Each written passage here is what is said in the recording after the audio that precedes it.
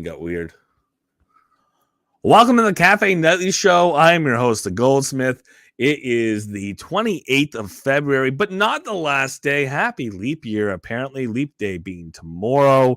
I don't know. Maybe Upland will take it and do something special and give me some announcement I've been waiting for weeks or for months. But of course, we do have another announcement-free day. When we have these, we have an opportunity to go back and look at some things that happened early in the week, look at some things moving forward that are just in progress, and see how they are continue on or getting started anyways. And we have an opportunity to look at some other topics here as well. So I do want to touch on something that has emerged in the last 3 to 6 weeks, this concept of renewed or a new element to metaventures, how they're used, how they can be used, what they represent, and how they are a part of the economy, more of a part of the economy potentially now than they were before, potentially with the expansion of metaventures, less potential for profit for certain different types of shops because of the expanse or because of the dilutionary effect of having more and more shops, but the new and the growing importance in some aspects of people's gameplay. So get into that kind of a little bit, not get into too much of the details of how to get involved, how to build your metaventure, how to do any of that. But the what's changed with the novelty of how some of the sales have affected our potential of opening our own metaventures and what we can do with them. And then we get into, of course, just taking a circle back. I did not get into it too deeply last night because there was a lot about cars, but our drop was yesterday, Tuesday, for our Frost Season Pass. Let's call them cosmetics. There you go. That's the right word. Cosmetics. And again, a new class of cosmetics. We'll go over that. And yeah, just generally some announcements that actually have some evolution here over time and things to keep your eye on over the next couple weeks. All right, with that, let's get started with the disclaimer, getting it out of the way. All views and opinions expressed by myself, the Goldsmith, are mine and mine alone. Should be taken as game strategy advice, should be taken as financial advice. They don't represent the game or the team of Upland. Easy. No guests tonight, so we don't have to worry about their views and their opinions. We don't have to worry about the fact they are not financial or game strategy advice, that they don't represent myself, the Goldsmith, the Cafe Night Show, or the game of the team of Upland. So let's jump right into it. Like I said, no announcements, so I don't have to do any order, but might as well touch what I do see as this evolving, and as some people put it, this evolving sense. And I like to put it as well, but this evolving sense of Genesis, this evolving sense of, highlighting, who came here first, putting your hand up and saying, okay, this is the start of an iteration that's likely going to grow. And obviously each time we get a new form of these cosmetics, we say, oh, that's interesting. I didn't know you could do that. Realistically, the 3 forms of cosmetics that I saw being most likely were change your background, change the title cards, and potentially have a little bit of other adornments to go on top of your block explorer, around your block explorer, like little post-it, little costuming. But I didn't see the animations coming, so those were interesting. But yeah, we got back to one of these forms that I did see as being likely, a lot of people saw as being likely right up front, and that's changing the background of our block explorer, the way that is shown as we do put our block explorer into travel around the map. So we'll take a look at those right here. There they go. Pop it up. If you're on YouTube, you will see it. Here we go. I do have a Frost Pass, so every Tuesday I do get to drop along everyone else. Blue Ice Frost 2024. See this up in the corner here. You can see it in a little more detail if we want to. Blue Ice Frost Season 2024. We've got the Roses Frost Season 2024. Little roses here. You can take a look at that action. We'll confirm that, make that change. Little roses here in the background. And of course, last option here that we can do for this week's drops is hearts. I kind of made a little joke of it, or kind of have a little bit of a, really moment to it, just because, in frost season, that happens to be when Valentine's Day happens, so I can understand it, but it just feels like putting roses this early, and when we got blossom seasons coming up, and roses typify Valentine's Day. I get that. You see little animated hearts around my Block Explorer. That was the week of Valentine's Day, and they gave us hearts for Valentine's Day. That made sense. But now they gave us background later in the month for this hearts here. And I guess as thematically, I'm making a theme, I'm making a statement, I'm putting hearts on hearts. It kind of blends together. It kind of looks nice. It's very associative. It's cool. But I don't know if it speaks frost season.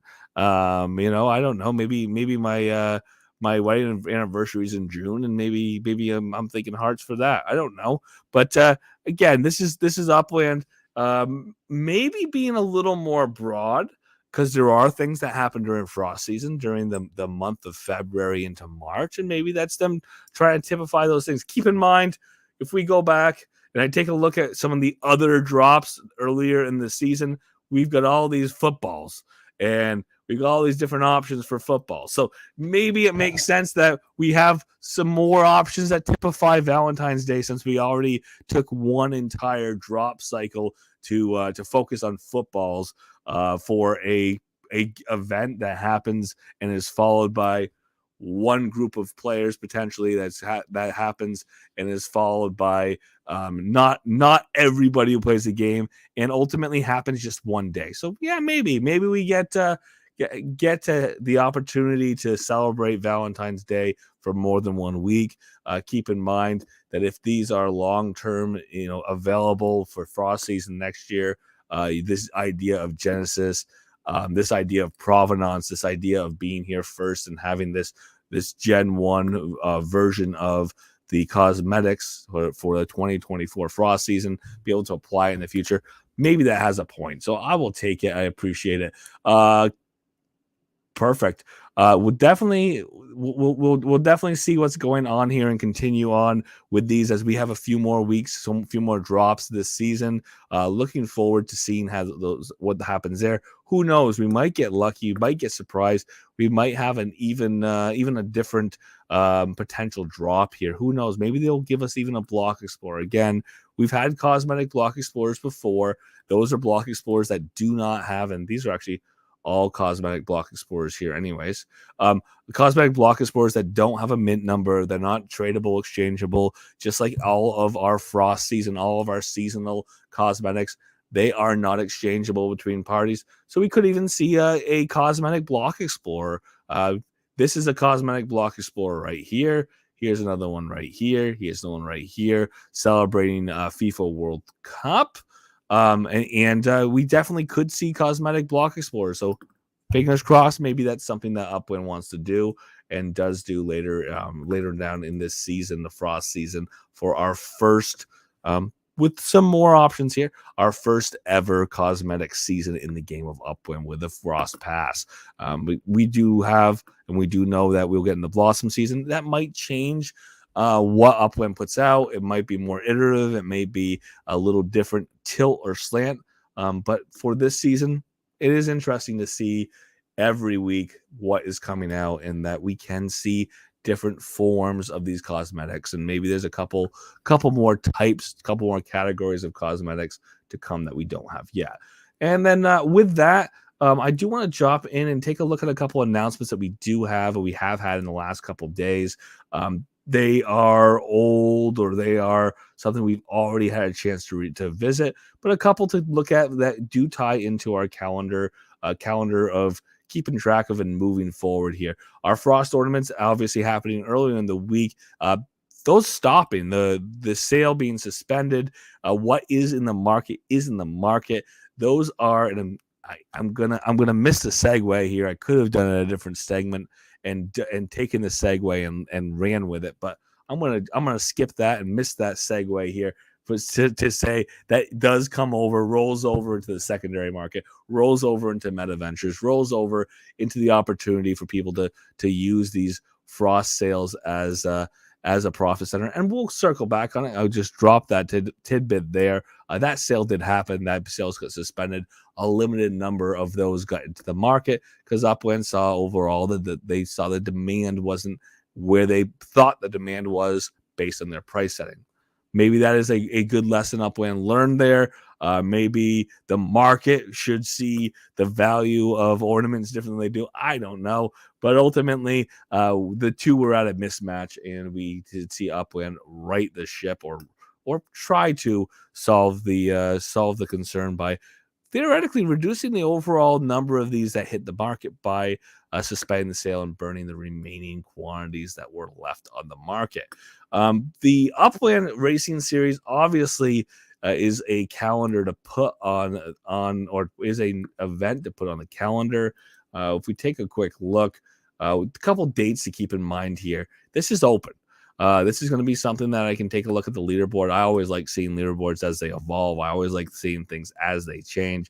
Let's get down to our leaderboards and remind ourselves of some of the dates that are coming up here. Loading. There we go. Look at this. If I go down and I look at the leaderboard for the Series 1 cars, again, this is the Pro Series and the Series 1 championship circuit. We see Matash Pook up in first place still, putting more points on the board. We have a few more individuals who I do see from the racing side of things already in the racing side. Matt Chef, obviously being a big part of the Upland Racing League. So you see some of these people who are heavy participants in racing anyways. Names climbing. Look at there. There's Elijah Judah climbing up these leaderboards. Obviously, you're not doing it if you don't have a Series 1 car. You don't have a Pro Series stock car, pro car. You're not going to be on this leaderboard. And look at the leaderboard's getting pretty long. A lot of people who have those Series 1 cars are getting out and racing. These are staked races. There's more cheese right there as well. These are staked races, so you have to be in a position to jump in and pay that 1,500 UPIX, that 15,000 UPIX, that if we come all the way back up here, 50,000, 15,000, 5,000, 1,500, 10,000. Different staked races available to you to do so. Getting points in those leaderboards is derived from doing these staked races, again, at those totals. Either a 15,000 UPIX per person per player stake, 10,000 per player stake, 5,000 per player stake, or 1,500 per player staked race. Different points values for first, second, third, depending on how many overall people are in the race. We can see that right there. And of course, we are seeing that I didn't get there quite yet. Depending on how many people in the race, you get these extra bonuses applied to each person who's in one of those staked races. And of course, first, second, third, getting points along the way. And again, let's take a look at the dates. This is running through the middle of March, so this is just getting kicked off. It just got kicked off yesterday, so there's plenty of time to move up those leaderboards. And it will be interesting to see how high these values get. The more people race, the more points will go up. I definitely understand people heavily racing at the beginning, the excitement of it, the start of it, the idea that people want to earn their place. So a lot more activity from certain individuals right up front, and likely seeing some of that activity, meter out over time. Let the people see where they can build up their score, their lead at the beginning, at the top of that leaderboard, and maybe come back later to sure things up. But definitely expecting to see these numbers climb and get pretty high. Series 2 racing, I joked about how little competition there was in a little Series 2 racing there was yesterday. Look at this. 20 names on the list now, up to 133 points for Zamir. So we have people who are getting in and racing those Series 2s. We have people getting in and racing their Series 4s. Look at that, 17 people on that Series 4 list. And then the list that I want to see, the Series T right here, 63 points for first place. The 17 places right now, 17 people racing their Series T trucks. That's fun. And then we come all the way down here, Series 4, wake up. We're there, almost there. Load, no data. Gotta get out there and race them. I mean, I've got some Series 4Es. Maybe I'll get out and and put some points up, and maybe I will race competitively. I think that's part of the thing. I think it's part of the concern is, you're not going to be competitive for the most part if you're going into an open race. Maybe people are not wanting to race with this series 4, they're preferring to race with other things. I think later in this series, later in this season, later in this race grouping, this race series, we will see that maybe people will see the lack of cars or lack of players climbing the ranks here on Series 4s, and we'll see some more activity, more participation, because it's really easy to get in the top 12 if there's only 12 people or less who participate over the course of the race season. With that, this is something that is kind of exciting. It's built a little bit of excitement around it. No questions asked. Racing has been something that has existed for a while in the game of Upland. People have felt like it had limited participatory benefits. You could do it; it'd be fun, 1 or 2 races. As Upland added interactivity, as Upland added things like skids, and the importance of hitting your boost at the right time to overall win the race, and the importance of learning the racetrack that you're racing on. As this all happened, and we continue to see Upland improve the fidelity of the turns, and that cornering worked better, and that RNG was less and less of the race. There was a reason to participate in racing more, in that it was a skill-based competition, which a lot of people were looking for in the game. But now with the stakes having a little more meaning, again, you stake race, you can win in that race. Based on the distribution model, depending on how many people are in the race, you can win a good portion of the prize pool based on how many people are in, based on what the stakes are, and people can make some profit there. Again, the game of Upland still is a lot of people looking to take profit. The way racing works is some people are going to take a profit, some people are going to have a loss. If you are better than average, you may be making an overall profit. If you are less than average, or you're doing it just for fun and you're not really looking at yourself as being somebody who puts a lot of extra effort into learning the tracks, it may be a pay to play. It may be a cost to be part of these staked races. And ultimately, I hope you enjoy it and hope you have fun doing so.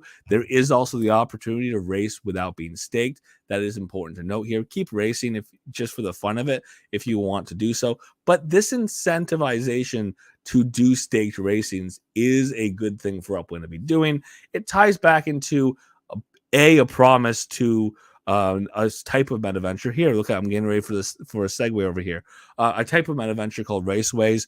This idea that you get a portion of the staked races only. There's no bonus for having 1 million people race your racetrack if there's no stakes involved. Now, with an incentivization or an additional incentive to do staked races, now we're going to see more people doing staked races. Now we're going to see more of these payments go to racetrack holders, racetrack owners, which is going to be fun. And of course, there is this opportunity, which I kind of highlight yesterday. I hope people continue to see the value in it. And that is, people can absolutely run their own race series. We can have the URL and other race organizers build out their race series and have people who engage and have a lot of fun. They tell them to jump in at a certain time, tell them to race whatever racetrack with stakes. And ultimately, if it's a 1,500, I'm going to scroll back up, 1,500, 15,000. I'm going to get back up to our numbers. 1,500, 15,000, 10,000, or 5,000 UPEX staked race. Upland's going to keep track of those numbers.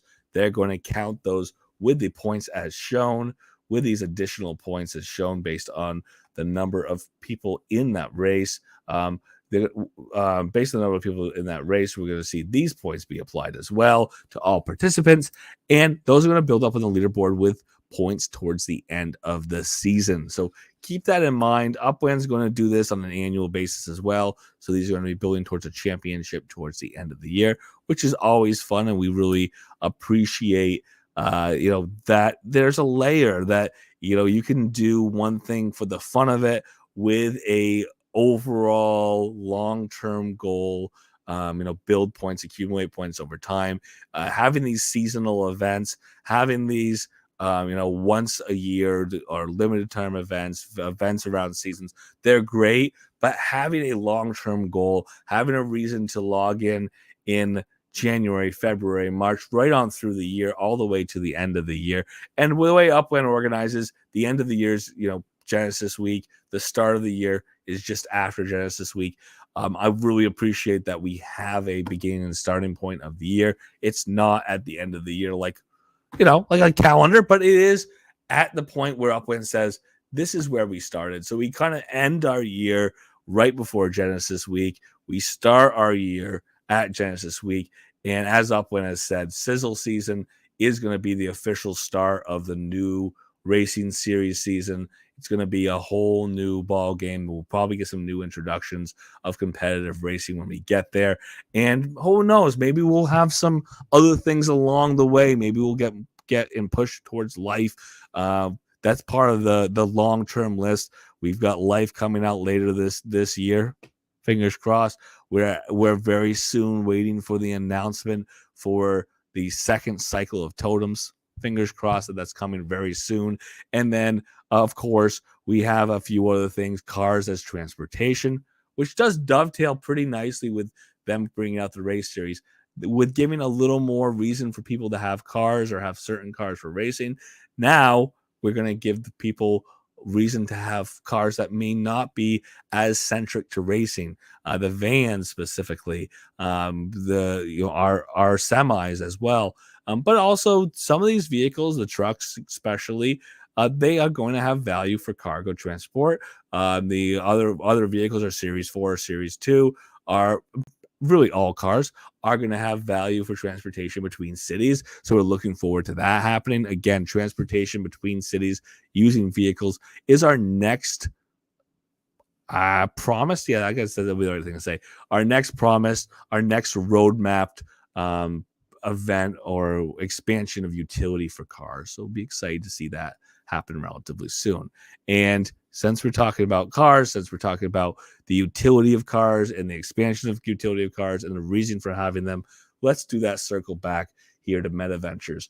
Kind of teased it a little bit, kind of got there relatively close a couple times, but there is a utility and there is a reason for MetaVentures to exist in the game of Upland. And I will argue that it is different than it was in the beginning. In the beginning, when we started with Block Explorers, there was a lot of Block Explorers, and the only way that they were being exchanged was through third-party methods where people would go and either on Upland's official Discord or Facebook Marketplace or some other form of communicating with other people to say, hey, I've got something that you might be interested in. They figure out a third-party way, and I say third-party, a way that is not directly tied to the game of Upland. Two exchanges to equal each other out. You have somebody overpay on a burner property. Again, old-fashioned way of doing exchanges in the game of Upland. Still happens with some asset types, but buy a property for way more than it's worth and then trade a low-value asset for a higher-value asset, and now you have in exchange a purchase of that item. The early MetaVentures were built around, it was the first opportunity for people to buy directly from a party without having to, worry about those two transactions, and it makes it trustless. So you don't have to worry about vetting the person that you're doing business with, which is kind of interesting. It's kind of fun. It's kind of the point of Upland, having these locked contracts, having the ability to know that if you hit a buy button, you're going to get what you paid for. If you sell an item, you know that you're going to get the amount of OPEX that you expected to have, and you're not wasting, a tangential trade or an unrelated or tangentially related trade in order to facilitate it. So it's nice. So in the beginning, that was a strong profit center because there was pent-up demand and there was inflated value because of the amount of friction that was involved in trading or in moving assets between people.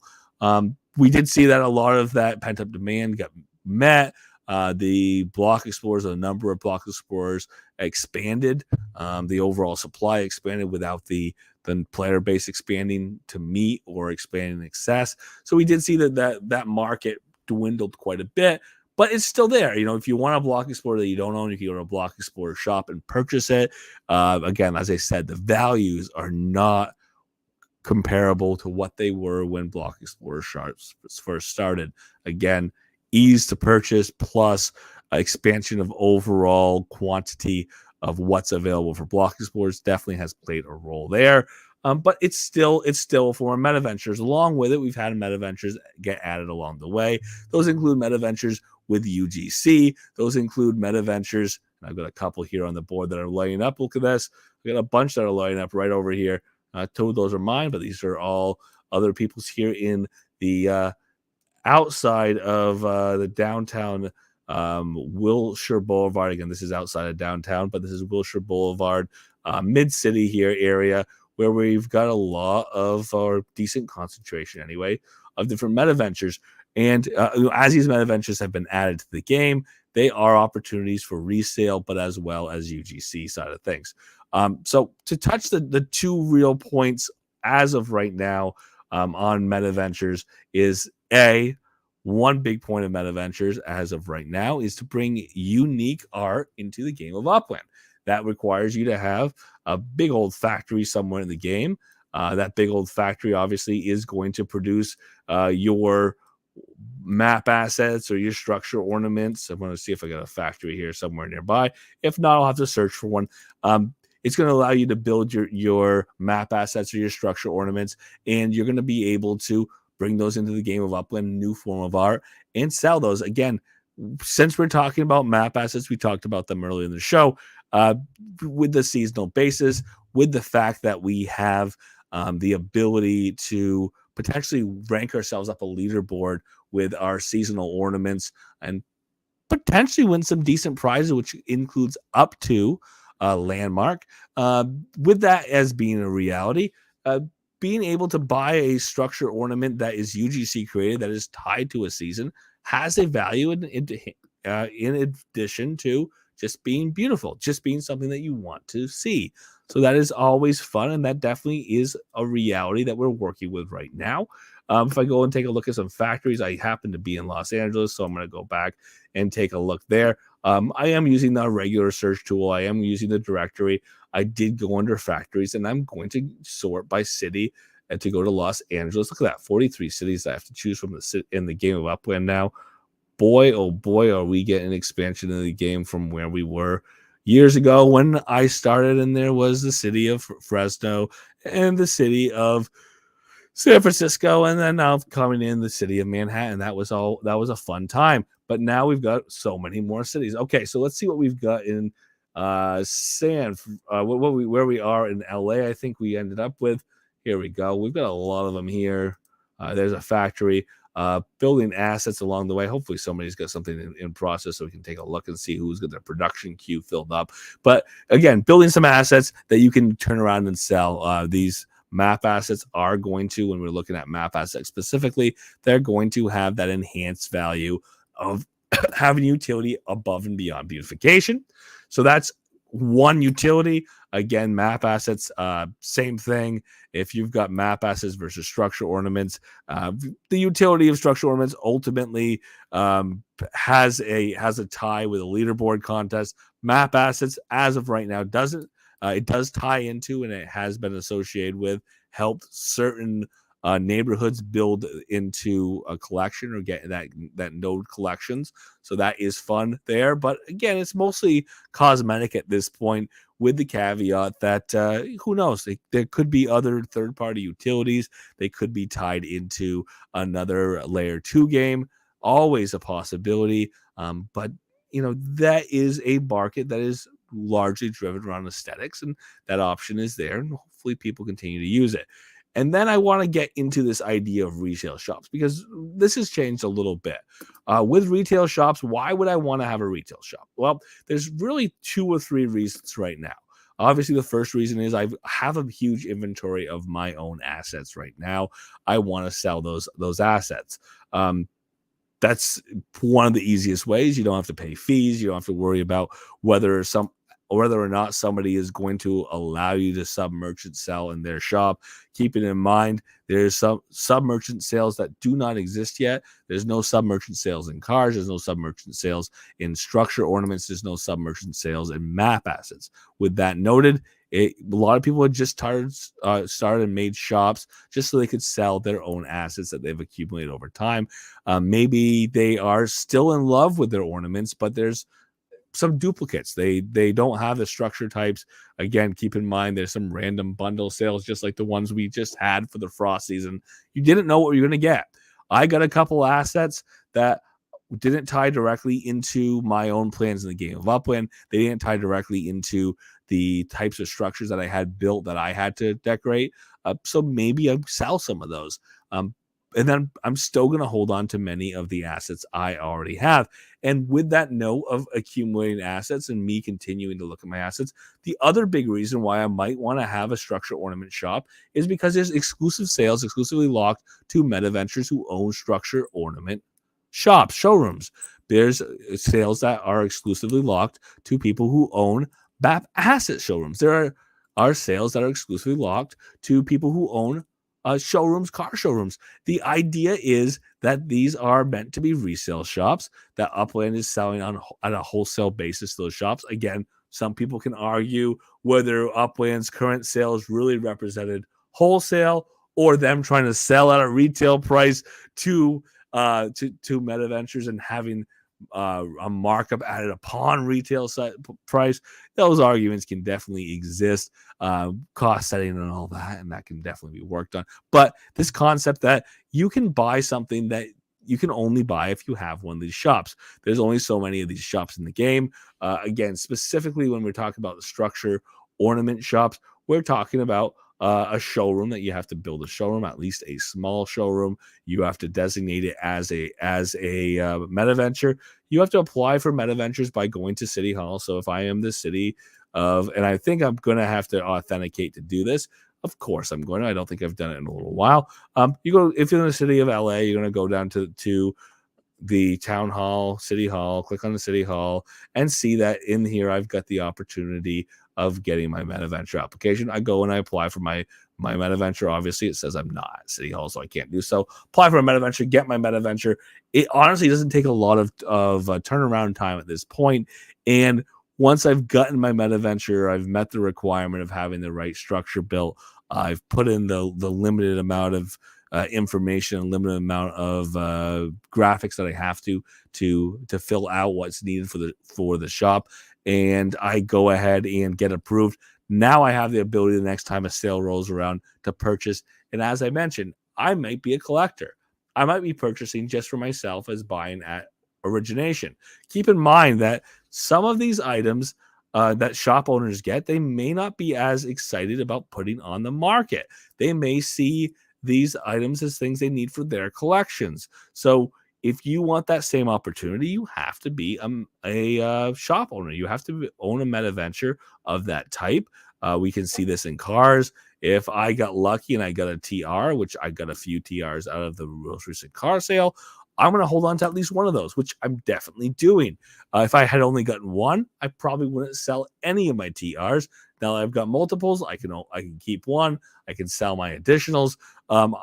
I ultimately wouldn't probably never have gotten a TR under the traditional sale. With Upland would sell very few. I would go in queue. I never get good queue numbers. I would have cried. In this case, there was a limited number of those packages of bundles that were available for cars. I did buy a couple. I did buy a few actually because I was able to, because they didn't sell out immediately. They did sell out to MetaVentures, but they took a little while to get there because it wasn't as many people in the queue, and because the bundle aspect, not as many people were jumping to do it. And of course, it was a USD sale. All of those factors combined, I got a chance to buy a few of the bundles, and it was really a roll of the dice, luck of the draw to get the TRs versus just getting a bunch of commons. And again, the way that Upland sets that price, whether or not there was as much value in the bundles overall as there was cost, I will argue that I think even though distribution is questioned, who got what, if they went with the early bundles or not.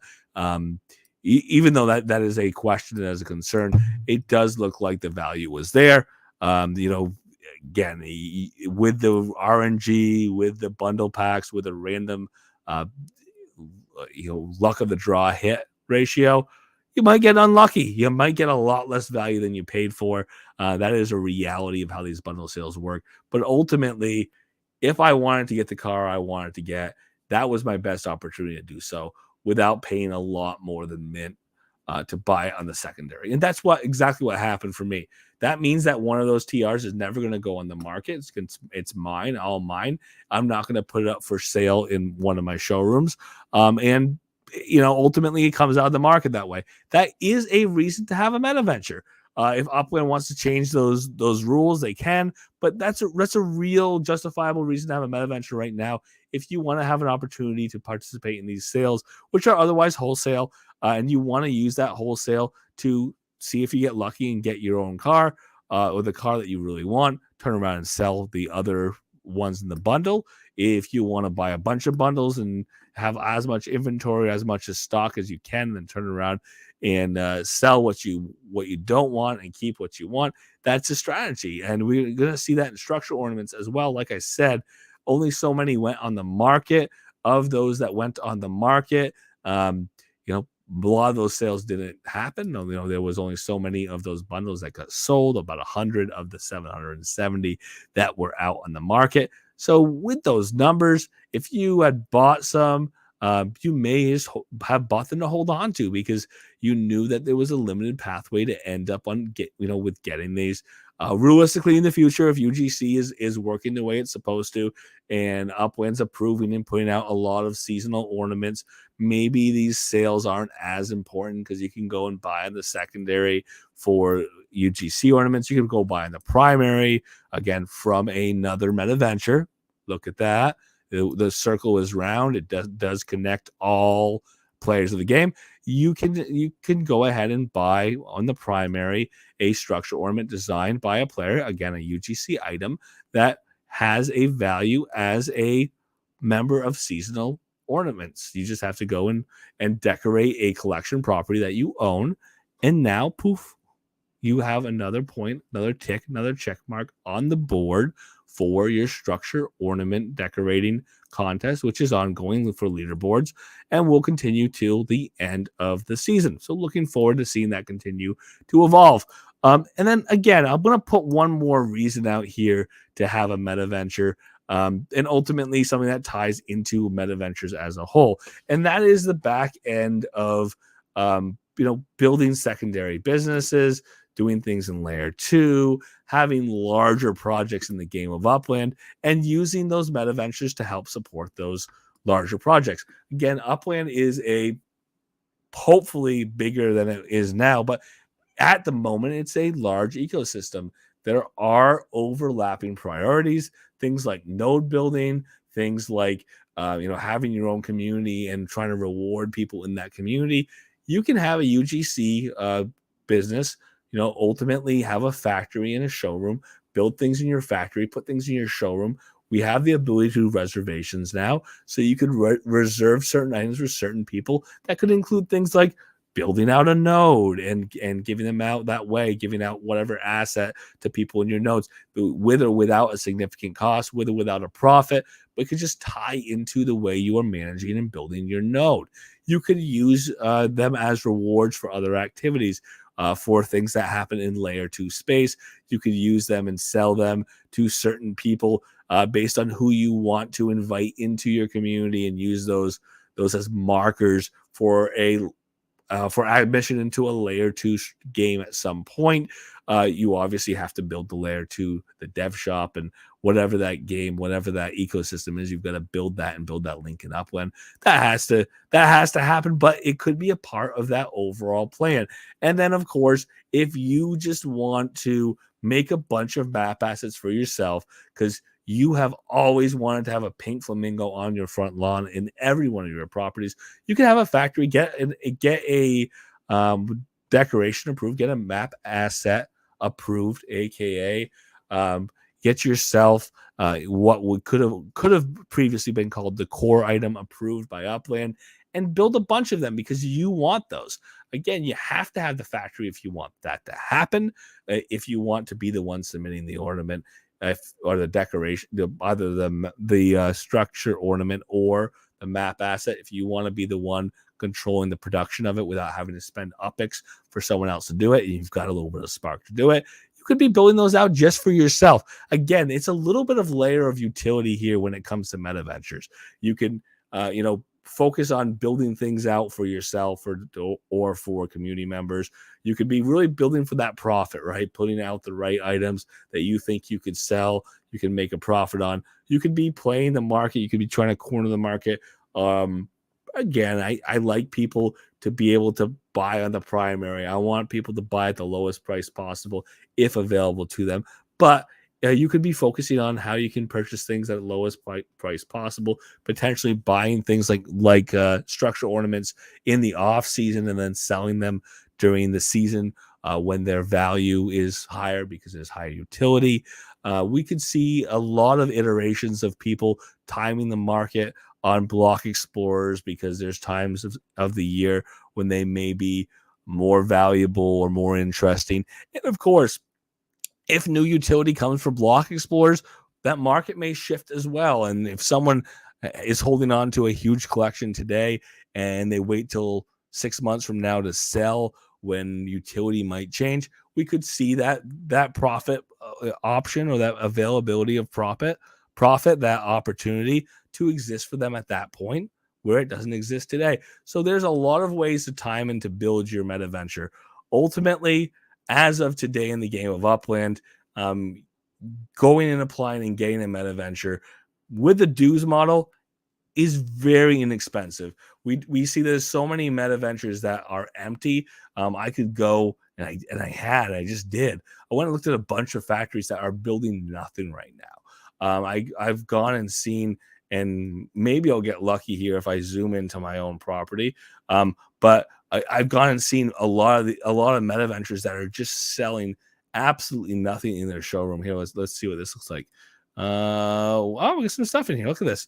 But I've seen a lot of shops that have, look at that. That's decent inventory, that have no inventory up for list. And that means they're not really selling anything. If they're not selling anything, if I come and take a look here, if I come and take a look here, and I go and look at my venture dues, we'll see that venture dues can be zero.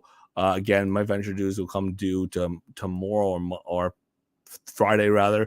So I'll be able to see what those are. But on a monthly basis, if you are in a neighborhood, if you are in a city where other shops or the majority of other shops are selling zero and you're selling a ton, there's no cost really to doing business. It ends up being a zero UPEX for your meta venture fees.